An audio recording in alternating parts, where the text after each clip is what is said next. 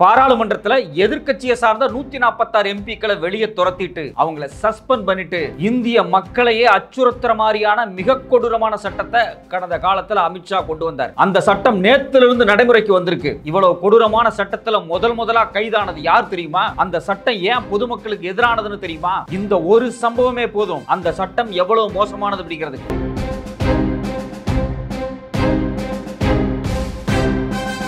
போலீஸ்காரங்க நினைச்சிட்டாலே போதும் ஒருத்தர் நல்லவனா கெட்டவனா அவன் மேல இருக்கக்கூடிய குற்றம் நிரூபிக்கப்பட்டிருக்கா இல்லையா இதெல்லாம் பொருத்தப்பாடே தேவை கிடையாது. ஒரு போலீஸ்காரன் நினைச்சிட்டான் அப்படின்னா ஒரு சாமானிய குடிமகனுடைய கண்ணில் இருக்கக்கூடிய ரெட்டினா இருக்கு பாத்தீங்களா, அதை கூட எடுத்து பதிவு பண்ணி வைக்க முடியும். ஒரு சாதாரண குடிமகனுடைய கை ரேகையா இருக்கட்டும், கால் ரேகையா இருக்கட்டும், இல்ல அவன் எப்படி எழுதா அப்படிங்கறதுக்கான எழுத்து மாதிரிகளா இருக்கட்டும், அவனுடைய பேச்சினுடைய குரல் தன்மையா இருக்கட்டும், உடம்புல எந்த பாகங்கள்ல என்னென்ன மாதிரியான மார்க் இருக்கு, எல்லா விஷயத்தையுமே எடுத்து போலீஸ்காரன் விக்கிறதுக்கான எல்லா உரிமையும் இந்த சட்டம் கொடுக்குது. இதை விட ரொம்ப மோசமான விஷயம் என்னன்னா, போலீஸ்காரங்களும் காவல் நிலையம் நினைச்சதுன்னா ஒரு சர்வசாதாரண குடிமகனுடைய டிஎன்ஏவை எடுத்து வைக்க முடியும். ஒரு குடிமகனுடைய டிஎன்ஏவை எடுக்கிறதுக்கு எதுக்கு இந்த சட்டம் அனுமதி கொடுக்குது? இவ்வளவு மோசமான, இவ்வளவு கெடுபிடியான, போலீஸ்காரங்களுக்கு இவ்வளவு அதிகாரத்தை கொடுக்கக்கூடிய இந்த சட்டத்தை ஏன் 146 எம்பிக்களை சஸ்பெண்ட் பண்ணிட்டு மோடி அமித்ஷாவும் இதை கொண்டு வந்தாங்க? இதுக்கு பின்னாடி இருக்கக்கூடிய அரசியல் என்ன? அடுத்தடுத்து இந்த சட்டத்தை பயன்படுத்தி கைது செய்யப்பட போறவங்க யார் யார்? அந்த பட்டியல் என்ன?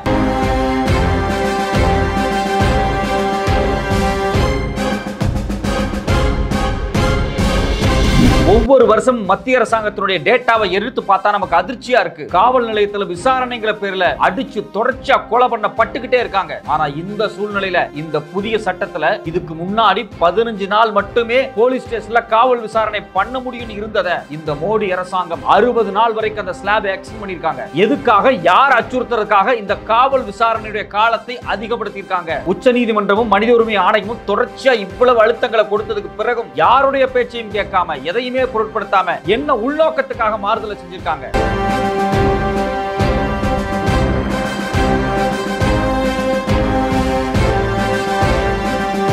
வணக்கம், இது சத்யராஜின் நேர்பட கேள்.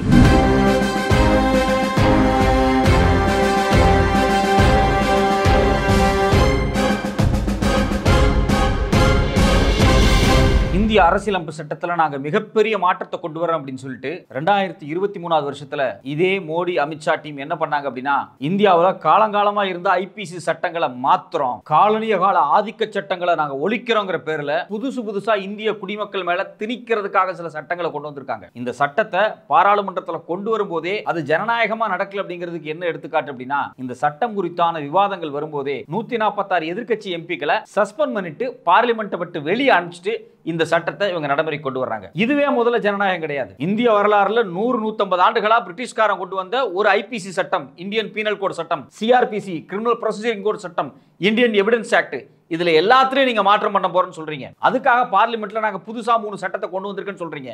இதில் இந்திய தன்மை இருக்குது, இது பிரிட்டிஷ் தன்மையோட இல்ல, இது இந்திய குடிமக்களுக்கானதுன்னு சொல்லிதான் நீங்க பாராளுமன்றத்தில் கொண்டு வர்றீங்க. இது குறித்து கேள்வி கேட்கக்கூடிய எதிர்க்கட்சியை சார்ந்தவங்களை எதுக்காக பார்லிமெண்ட்டை விட்டு சஸ்பெண்ட் பண்ணிட்டு இந்த சட்டத்தை கொண்டு வந்தீங்க? இதுதான் முதல் கேள்வி. யார் அந்த நேரத்தில் ஸ்பீக்கரா இருந்தது? இன்னைக்கு ஸ்பீக்கரா தேர்வாயிருக்காரு ஓம் பிர்லா. இதே ஓம் பிர்லா தான் அப்பவும் ஸ்பீக்கரா இருந்தாரு. எந்த விதமான அடிப்படை ஜனநாயக பண்புமே இல்லாம ஏன் ஒரு சட்டம் கொண்டு வர்றீங்க? இந்த சட்டத்தை ஜாயிண்ட் பார்லிமெண்டரி கமிட்டியில கொண்டு விவாதிச்சு இதுல என்ன சாதகம் இருக்கு, என்ன பாதகம் இருக்குன்னு விரிவா ஆய்வு பண்ணதுக்கு பிறகு இதை கொண்டு வாங்கன்னு தான் எதிர்க்கட்சி கேட்டாங்க. அதை செய்ய என்ன? அத கூட செய்யாம கேள்வி கேட்ட எதிர்க்கட்சி எம்பிக்களை 146 பேர்த்தையும் வெளியே அனுப்பிச்சிட்டு இந்த சட்டத்தை அவங்க கொண்டு வந்தாங்க. இந்த சட்டத்தை கொண்டு வந்ததுனால இன்னைக்கு கஷ்டப்பட போறது யாரு தெரியுமா? சர்வசாமானிய ஏழை எளிய மக்கள் தான். இந்த சட்டம் எப்ப இருந்து நடைமுறைக்கு வருது? நேற்று ஜூலை 1 இருந்து இது நடைமுறைக்கு வருது அப்படின்னு சொல்லி அரசாங்கம் அறிவிச்சிட்டாங்க. புகழ்ந்து வேற பேசுறாங்க எல்லாருமே. ஆனா ஜூலை 1 இந்த சட்டம் நேரடியாகவே நடைமுறைக்கு வந்தபோது முதல் கைது என்ன தெரியுங்களா? அல்லது முதல் கேஸ் எது தெரியுமா? டெல்லியில கமலா மார்க்கெட்ல ரோட்டோரமா கடை போட்டு வித்துக்கிட்டு இருந்த பங்கஜ் ராஜ் அப்படிங்கக்கூடிய ஒரு பீகார் தொழிலாளி பிழைக்கவே வழி இல்லாம பீகார்ல இருந்து டெல்லிக்கு வந்து ரோட்டோரமா கடை போட்டு சில பொருட்களை வித்துக்கிட்டு இருந்திருக்காரு. அவர் மேலதான் முதல் கேஸை ஃபைல் பண்ணிருக்காங்க. எதுல? வரலாற்று சிறப்புமிக்க முதல் சட்டத்துல. இந்த சட்டம் வந்த உடனே இந்திய குடிமக்கள் எல்லாம் ஆஹா ஓஹோன்னு புகழ்ந்து மிகப்பெரிய கொடுங்கோன்மை, பிரிட்டிஷ்காரங்களுடைய அடிமைத்தன்மையிலிருந்து விடுதலை ஆயிருவாங்கன்னு சொன்னாங்க இல்லையா? முதல் கேஸ பாருங்க, நேத்து ஏஎன்ஐ நியூஸ் வெளியிட்டு இருக்காங்க. ஜூலை 1 ஜூலை 1 12:15 விடிய காலையில 12:15 AM முதல் கேஸ் இதுதான். இதுதான் அந்த சட்டத்தோட லட்சணமே. அப்போ இந்த சட்டத்தை கொண்டு வரும்போதே ஜனநாயகம் இல்ல, கொண்டு வந்து இம்ப்ளிமெண்ட் ஆன முதல் கேஸே பாத்தீங்கன்னா சாதாரண ரோட்ல கடை போட்டிருக்கவங்க தான். சரி, அவ்வளவு மோசமா அந்த சட்டத்துல என்ன இருக்கு? இந்த சட்டத்துல பல விஷயங்களை மாத்துறாங்கன்னு சொல்லலையா? ஒட்டுமொத்தமாவே சட்டத்தை மாத்துறாங்க. அதுல சில நுட்பமான கிளாஸ் இவங்க மாத்திருக்காங்க. அதுல பாத்தீங்கன்னா சிஆர்பிசி மாத்துறாங்க பாத்தீங்களா? அப்படி மாத்தும் போது கிளாஸ் 172ல ஒரு விஷயத்தை சொல்றாங்க. All persons shall be bound to conform to the direction of the police officer given in fulfillment of any of his duty. அதாவது ஒரு போலீஸ்காரர் இருக்கார் இல்லையா, அவருடைய டியூட்டியை அவர் என்ன நினைக்கிறாரோ அதை செய்ய விடாம தடுத்தோம்னா ஒரு மிகப்பெரிய குற்றம், அவங்களை கைது பண்ணலாம் அப்படிங்கறத எக்ஸ்ட்ரா ஸ்ட்ரெஸ் போட்டு கொடுத்திருக்காங்க. ஏற்கனவே இது மாதிரி சட்டங்கள்லாம் இருந்துச்சு. ஆனா இதுல பர்டிகுலரா என்ன சொல்றாங்க அப்படின்னா, இந்த இந்தியாவில் இருக்கக்கூடிய அனைத்து மக்களும் all persons shall be bound to, அதாவது போலீஸ்காரன் காலுக்கு சமம்ங்கறாங்க. போலீஸ்காரன் ஒரு விஷயத்தை நினைச்சிட்டான் அப்படின்னா அவன் இதுதான் செய்ய போறேன், நான் என்ன வேணாலும் செய்வேன் நினைச்சிட்டானா அதுக்கு கட்டுப்பட்டு போக வேண்டியது இந்திய குடிமக்களுடைய கட்டாயம்னு புது சட்டத்துல கிளாஸ் 172ல சொல்லியிருக்காங்க. ஏற்கனவே இந்தியா மாதிரியான ஒரு நாடு, ஒரு ஃபியூடல் சமூகத்திலிருந்து வந்த நாடு, பிரிட்டிஷ்காரன் ஆட்சிக்கு வந்த உடனே இங்க போலீஸ்காரங்களுக்கு அதீதமான அதிகாரங்கள் கொடுக்கப்பட்ட ஒரு நாட்டில் மக்கள் போலீஸ்காரங்களை பார்த்து பயப்பட்டு வாழ வேண்டிய நிலைமை ஏற்கனவே இருக்கு. சாதாரண ஒரு டிராபிக் கான்ஸ்டபிளை பார்த்தா கூட இங்க இருக்கக்கூடிய எளிய மக்கள் பயந்து நடுக்க வேண்டிய சூழலை தான் இவங்க ஏற்படுத்தி வச்சிருக்காங்க. கடந்த கால சட்டங்கள் இப்ப கொண்டு வந்திருக்க சட்டம் இதை தளர்த்தும்னு பார்த்தா போலீஸ்கார என்ன நினைச்சாலும் அதை செய்யறதுக்கான உரிமையை அவனுக்கு கொடுத்திருக்கு. எதிர்த்து கேள்வி கேட்கிற யாருக்கும் உரிமை கிடையாது. அவன் சொல்றதெல்லாம் நீ செய்யணும். உன்னை கூப்பிட்டு நடு ரோட்ல முட்டி போட சொன்னாலும் நீ முட்டி போடணும். உன் மேல வழக்கு போடும்போது கூட நீ அவனை எதிர்த்து பேச முடியாது. கேட்டா அவனுடைய வேலை செய்ய விடாம நீ தடுத்துட்டேன்னு சொல்லி இந்த சட்டத்தின் அடிப்படையில் அவனை கைது பண்ணுவான். அப்போ ஏற்கனவே இந்தியாவில் இது மாதிரியான கொடூரமான சட்டங்கள், காவல் நிலையத்தில் போலீஸ்காரங்களுக்கு அதீதமான அதிகாரத்தை கொடுக்கும்போது ஏன் இதை ஒரு புது கிளாஸா ஆட் பண்ணி இவ்வளவு ஸ்ட்ரெஸ் பண்ணி எல்லா குடிமக்களையும் போலீஸ்காரங்களுடைய பூட்ஸ் காலில் கொண்டு வந்து நிறுத்தி வச்சிருக்கீங்க? இது மாதிரியான சட்டங்கள் வந்தனால தான் நேற்று ரோட்டோரமா கடை போட்டு கைது பண்ணி இன்னைக்கு ஜெயிலில் உட்கார வச்சிருக்காங்க. அவன் மேல கேஸ் ஃபைல் ஆயிருக்கு. அப்போ எதுக்காக மக்களால் தேர்ந்தெடுக்கப்படக்கூடிய அரசு, மக்களுக்கே அதீதமான அதிகாரம் இருக்கக்கூடிய ஒரு ஜனநாயகத்துல மக்கள் எல்லாத்தையும் போலீஸ்காரங்களுடைய பூட்ஸ்ல கொண்டு நிறுத்தி இருக்கு இந்த சட்டம். இது மட்டும் இல்லாம இன்னொரு கொடுமை என்ன அப்படின்னா, ஒருத்தரை சட்டப்பூர்வமா கைது பண்ண தேவையே இல்லைன்னு இருந்தாலும் ஆனா ஒரு போலீஸ் நினைச்சிட்டாருன்னா அவரை பிடிச்சிட்டு போய் உள்ள உட்கார வைக்கலாம்.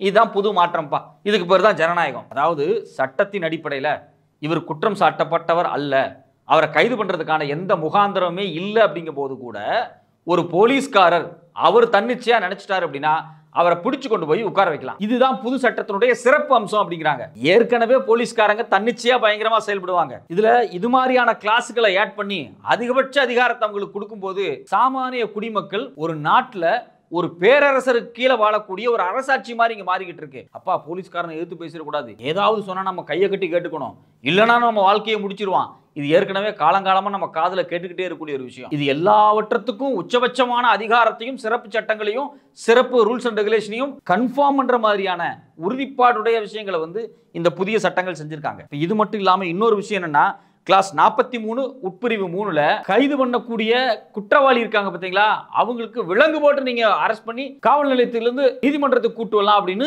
இவங்க ஆட் பண்ணிருக்காங்க. இப்ப ஏற்கனவே பாத்தீங்கன்னா இந்தியாவுடைய அரசியலமைப்பு சட்டத்துல இது மாதிரி காவல் விலங்குகள் போடலாம்னு இருந்ததை உச்ச நீதிமன்றமே நேரடியா தலையிட்டு சில வழக்குகள்ல நீங்க கைவிலங்கெல்லாம் போடக்கூடாது, அவன் மனுஷன் தானே, அவன் அடிமையா, அப்படி கைவிலங்கு போடாதீங்க, குற்றம் செஞ்சுட்டான் குற்றத்துக்கான தண்டனை அவனுக்கு கொடுக்கலாம், ஆனா பொது வெளியில அவனை செயின் போட்டு இழுத்துட்டு வர்றது அவனுடைய மாண்பை, ஒரு மனிதனுடைய மாண்பை கெடுக்கிற மாதிரி இருக்கு அப்படின்னு சொல்லி இந்த சங்கிலி எல்லாம் பயன்படுத்தாதீங்க, கைவிலங்கெல்லாம் பயன்படுத்தாதீங்கன்னு உச்சநீதிமன்றம் சொல்லுச்சு.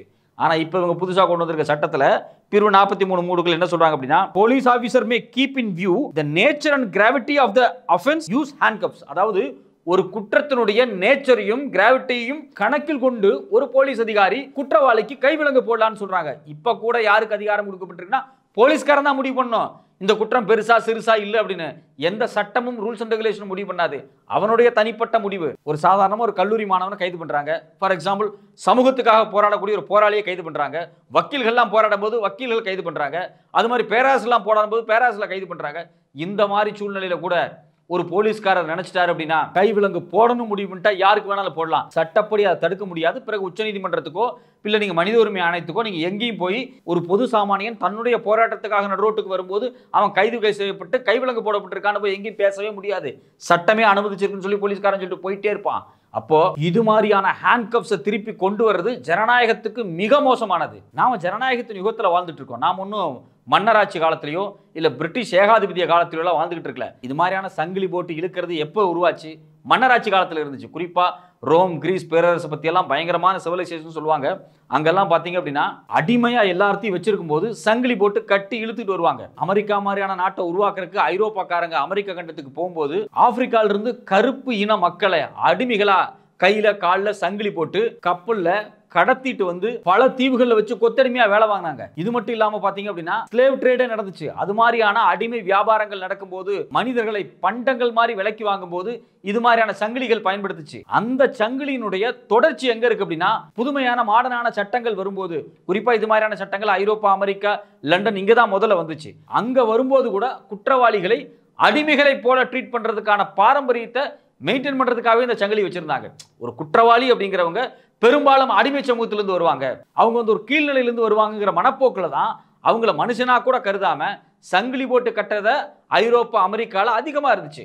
அதுக்காக இந்திய சமூகத்தில் இது மாதிரியான விஷயங்கள் இல்லைன்னா இங்கே இருந்துச்சு. ஆனா இன்னைக்கு இருக்கக்கூடிய ஒரு அரசியலமைப்பு சட்டத்தினூடாக சங்கிலி போட்டு ஒரு மனிதனை இழுக்கக்கூடிய கலாச்சாரம் ஐரோப்பா, அமெரிக்க கலாச்சாரம். இதை பிரிட்டிஷ்காரன் இங்க கொண்டு வந்தான். அதுக்கு பிறகு உச்சநீதிமன்றம் தலையிட்டு இது மாதிரியான விஷயங்களை செய்யக்கூடாது அப்படின்னு சொல்லி தான் இந்த கையில விலங்கு போட்டு இழுக்கிற கலாச்சாரத்தை கொஞ்சம் தடுத்து வச்சாங்க. சில நேரங்கள்ல ரொம்ப மோசமான சூழல்ல மட்டும் சில இடத்துல பயன்படுத்தப்பட்டு இருந்துச்சு. ஆனா அரசே புதிய சட்டத்தினூடாக இந்த ஹேண்ட்கப்ஸ் போறதுக்கான உரிமையை போலீஸுக்கு கொடுத்தது.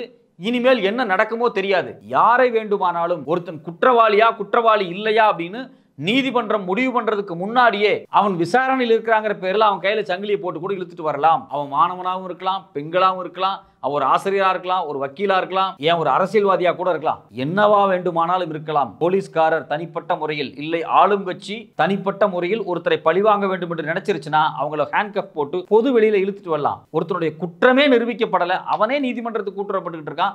ஆனா நீதிமன்றத்துக்கு கூட்டுறும் போதே சங்கிலி போட்டு கூட்டுறது அப்படிங்கிறது எந்த வகையில் ஒரு மனிதனுக்கு மாண்பை இந்த ஜனநாயகம் கொடுக்குது அப்படிங்கிற கேள்வி நமக்கு வருது. இது மட்டும் இல்லாம இந்த சட்டத்துல இன்னொரு விஷயம் என்ன பண்ணிருக்காங்கன்னா, போலீஸ் கஸ்டடியில் வச்சு விசாரிப்பாங்க பாத்தீங்களா, அந்த விசாரிக்கிறதுக்கு முதல் 15 நாள்ல ஒரு 15 டேஸ் வந்து நீங்க வந்து போலீஸ் கஸ்டடியில் எடுத்து விசாரிக்கலாம். ஒருத்தர் வந்து கைதாகிறார் அப்படின்னா போலீஸ் விசாரிப்பாங்க. அதுக்கப்புறம் கோர்ட்டுக்கு போகும். ஜுடிஷியல் கஸ்டடியில் அவங்க வந்து சிறைக்கு போயிடுவாங்க. போலீஸுக்கு எப்போ தேவையோ அப்போ கூப்பிட்டு அவங்களை விசாரிக்கலாம்.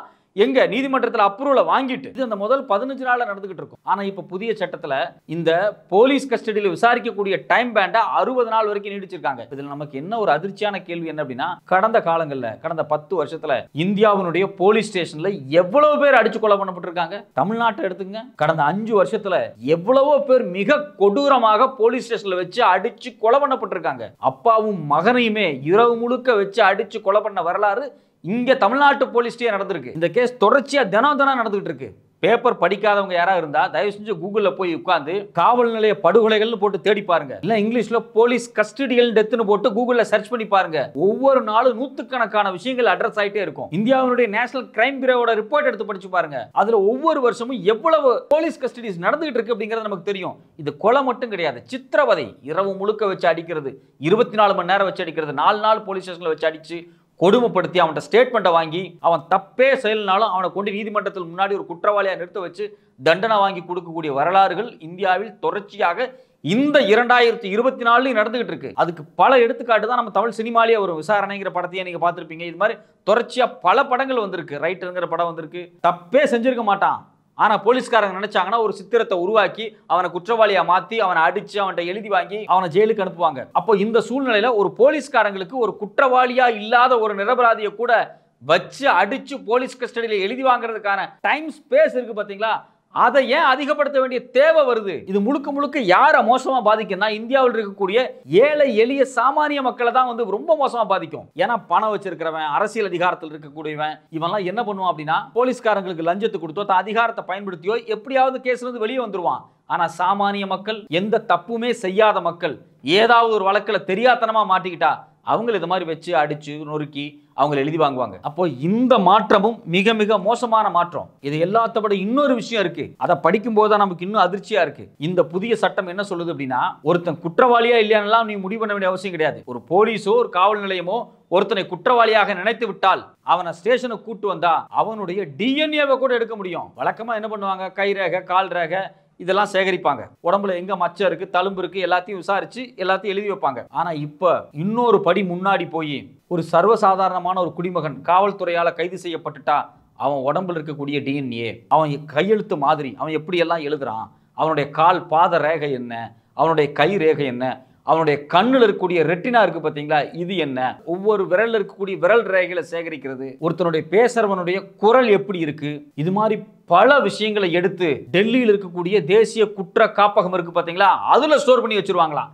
இதான் நமக்கு ரொம்ப அதிர்ச்சியா இருக்கு. முதல்ல ஒருத்தனை கைது பண்ணிருக்கீங்க, அவன் குற்றவாளியா இல்லையா, நீதிமன்றத்துக்கு அது போகுது, நீதிமன்றம் ஒருத்தனை வந்து விடுதலை செய்யலாம், ஒருத்தங்களை குற்றவாளின்னு சொல்லலாம், திருப்பி அது மேல்முறையீடுக்கு போகலாம், மேல்முறையீடுல அவன் குற்றவாளி இல்லைன்னு முடிவாச்சுன்னா அவன் வெளியே வர போறான். ஒரு சாதாரணமா டிஸ்ட்ரிக்ட் கோர்ட்ல இருந்து சுப்ரீம் கோர்ட் வரைக்கும் பல வருடங்கள் இழுக்கக்கூடிய ஒரு வழக்கு. இந்த வழக்குல ஒருத்தன் உள்ள வரும்போதே அவன் டிஎன்ஏவை எடுக்கக்கூடிய அதிகாரத்தை ஏன் அரசாங்கம் கொடுக்குது? அதுவும் எடுத்து என்ன பண்ணுவாங்களாம், 7 வருஷம் வரைக்கும் டெல்லியில் இருக்கக்கூடிய குற்ற காப்பகத்துல பத்திரப்படுத்துவாங்களாம். எதுக்காக? ஒரு குடிமக்களுடைய அனைத்து சுதந்திரத்தையும் பறிக்கிற மாதிரி எல்லா பர்சனல் தகவலையும் எடுத்து சேகரிக்கணும். இது ஒரு பொது வெளியில வேற அவங்க டிஸ்பிளே வேற பண்ணுவாங்களாம். அப்ப இது பாத்தீங்க அப்படின்னா உண்மையிலேயே ஒரு மக்களை வந்து அச்சுறுத்துறதுக்கான ஒரு பெரிய செயல். கண்டிப்பா ஒரு குடிமகனுடைய டிஎன்ஏவோ கண்ணில் இருக்கிற ரெட்டினாவோ எடுக்க கூடாது. எதுக்காக அது எடுக்கப்படணும்? அதுவும் ஒரு காவல்துறைக்கு அது ஏன் கொடுக்கப்படணும்? நாளைக்கு டெக்னாலஜிக்கலா இதை பயன்படுத்தி குற்றமே செய்யாத ஒருத்தனை குற்றம் செஞ்சதுக்கான பல வாய்ப்புகளை ஏற்படுத்தி கூட வைக்க முடியும்னு சில எக்ஸ்பர்ட் சொல்றாங்க. சில டிஎன்ஏக்களை எடுத்து பல்வேறு மாறுதல்களை பண்ணி ஒருத்தன் குற்றமே செய்யலனாலும் இவன் தான் குற்றவாளின்னு ப்ரூவ் பண்றதுக்கு இந்த மாதிரியான டிஎன்ஏக்களையும் கைரேகைகளையும் பயன்படுத்த முடியும். அந்த அளவுக்கு டெக்னாலஜி வளர்ந்துருச்சுன்னு எக்ஸ்பர்ட் சொல்றாங்க. இந்த சூழ்நிலை இதெல்லாம் எடுத்து 7 வருஷம் 10 வருஷம் 15 வருஷம் பாதுகாத்து வைக்க வேண்டிய தேவை எங்க இருந்து வருது? இதை எல்லாத்த விட இன்னொரு கொடுமையான விஷயம் என்னன்னா, காலங்காலமா ஒரு சாதாரண ஒரு ஏழை ஒருத்தர் இருக்கான், ஏதோ ஒரு பிரச்சனை நடந்துச்சுன்னா நேராக போலீஸ் ஸ்டேஷனில் போய் எஃப்ஐஆர் கொடுப்பான், உடனே வந்து கேஸை எடுத்துக்கணும், எஃப்ஐஆர் போட்டுறணும். ஆனால் இப்போ புதுசாக வந்திருக்கக்கூடிய சட்டத்தில் நீங்கள் உடனே எஃப்ஐஆர்லாம் போட வேண்டிய தேவை கிடையாது. நீங்கள் ஸ்பாட்டுக்கு போய் ஸ்பாட்டை ஆய்வு பண்ணி குற்றம் நடந்ததுக்கான ஏதாவது முகாந்திரம் இருந்து எஃப்ஐஆர் போட வேண்டிய தேவை இருந்தால் நீங்க பண்ணிக்கலாம். அதாவது போலீஸ்காரங்களே ஒரு பிரிமினரி என்கொயரி நடத்தி அதுக்கு பிறகு எஃப்ஐஆர் போடலாமா வேண்டாமான்னு முடிவு பண்ற அளவுக்கு இப்ப புது சட்டத்தில் அதிகாரத்தை கொடுத்துருக்காங்க. இது எங்க போய் நிற்கும் தெரியுமா? ஒரு சாதாரண ஏழை ஒருத்தர் இருக்கான், பக்கத்தில் ஒருத்தர் பெரிய பணக்காரர் இருக்கான், அவன் அடிச்சாரான்னு வச்சுங்களேன், ஏழை நேரா போலீஸ் ஸ்டேஷன்ல போய் எஃப்ஐஆர் கொடுக்கலாம். ஆனா போலீஸ் என்ன பண்ணுவாங்க, இப்ப இருக்கக்கூடிய பிரிலிமினரி என்கொயரியை ஸ்பெஷல் கிளாஸ் வச்சு நேரா சண்டை நடந்த இடத்துக்கு போய் அந்த பணக்காரனை பார்த்து பேசி அவன்கிட்ட ஒரு காம்ப்ரமைஸா போய் அடிபட்டு தாக்கப்பட்ட அந்த ஏழை கடைக்காரர் இருக்கான் பாத்தீங்களா, அவன் மேலேயே கேஸ் திருப்பி விடுற அளவுக்கான வாய்ப்பு இருக்கு. நாம என்ன கேட்கிறோம், ஒருத்த வந்து கம்ப்ளைண்ட் கொடுக்குறான் அப்படின்னா நீங்க இந்த கம்ப்ளைண்ட் எடுத்துக்கலாம், அதுக்கு எஃப்ஐஆர் போடலாம், சிஎஸ்ஆர் போடலாம், அடுத்தடுத்த ப்ராசஸ் ஃபாலோ பண்ணலாம். போலீஸ்காரங்களுக்கு யாரு பிரிலிமினரி என்கொயரி பண்ணி அதுக்கப்புறம் எஃப்ஐஆர் போடலாமா வேண்டாங்கிற முடிவை எடுக்கக்கூடிய அதிகாரத்தை ஏன் கொடுக்குறாங்க? இது எங்க போய் நிற்கும்? மறுபடியும் சமூகத்துல ஒரு குறிப்பிட்ட ஜாதியை சார்ந்தவங்க, ஒரு குறிப்பிட்ட வர்க்கத்தை சார்ந்தவங்க எல்லா விதமான மோசடியான குற்றங்களையும் செய்யக்கூடிய குழுவுக்கு ஆதரவாக கொஞ்சம் கூட மனிதாபிமானத்தை மதிக்காத மனம் கொண்ட மக்களுக்கானதாகவே இந்த சட்டம் திரும்பவும் மாற்றப்பட்டு இருக்கு. அப்போ இது மாதிரி பல சட்ட உட்பிரிவுகள் தொடர்ச்சியா போலீஸ்காரங்களுக்கு அதீதமான அதிகாரத்தை கொடுத்து சாமானிய குடிமக்களை மிக மிக மோசமா நெருக்கக்கூடிய இடத்துல தான் கொண்டு வந்து நிறுத்தி இருக்கு. இந்தியா மாதிரியான ஒரு ஜனநாயக நாட்டில் காவல்துறைக்கு ஏற்கனவே அதீதமான அதிகாரங்கள் இருக்கு. காவல்துறையினுடைய அதிகாரங்கள் குறைக்கப்படணும். இங்க மக்களால் ஓட்டு போட்டு தேர்ந்தெடுக்கப்படக்கூடிய அரசு அது கொண்டு வரக்கூடிய சட்டம் மக்களுக்கு உகந்ததா இருக்கணும் அப்படிங்கறதா உரையாடல் நிகழ்த்த வேண்டிய விஷயமா இருக்கு. ஆனா இங்க பாத்தீங்கன்னா ஏற்கனவே போலீஸ்காரங்களை பார்த்து கையெடுத்து கும்பிட்டு ஐயா போடுற கலாச்சாரம் தான் இருக்கு. ஐரோப்பா அமெரிக்கா மாதிரியான போலீஸ்காரங்களும் சிட்டிசன் மேல மரியாதை வச்சு ஈக்குவலா ட்ரீட் பண்ணக்கூடிய ஒரு போக்கு இங்க இல்ல. ஏன்னா இது வந்து அடிமையா இருந்த நாடு. ஐரோப்பா அமெரிக்காரங்களால தொடர்ச்சியா அடிமைப்படுத்தப்பட்ட நாடுகள்ல அவங்களுடைய போலீஸ் ராஜ், போலீஸ் சட்டங்கள் திணிக்கப்படும் போது அந்த சமூகம் மேலும் மேலும் அடிமையாகவே தான் இருந்துச்சு. ஒரு பக்கம் பிரிட்டிஷ்காரன் கொண்டு வந்து அடிமை சட்டங்களை கொடுத்தான், இன்னொரு பக்கம் ஏற்கனவே இங்க சாதிய கொடுமை அடிமைத்தனம் இருந்துச்சு. இது ரெண்டும் ஒன்னா சேர்ந்தா கடந்த 100-150 வருஷமா இது மாதிரியான சட்டங்கள் மக்களை அடிமைப்படுத்தி இருந்துச்சு. இப்ப புதுசா கொண்டு வர சட்டம் இது ரொம்ப இந்திய தன்மை கொண்டது, இந்தியர்கள் குடிமக்களை மதிக்கக்கூடியதுன்னு சொல்லிட்டு திரும்பவும் போலீஸுக்கு மிக மோசமான அதிகாரங்கள், ஏற்கனவே இருந்ததை விட அதீதமான அதிகாரத்தை கொடுக்கிறது எந்த வகையில் நியாயம்?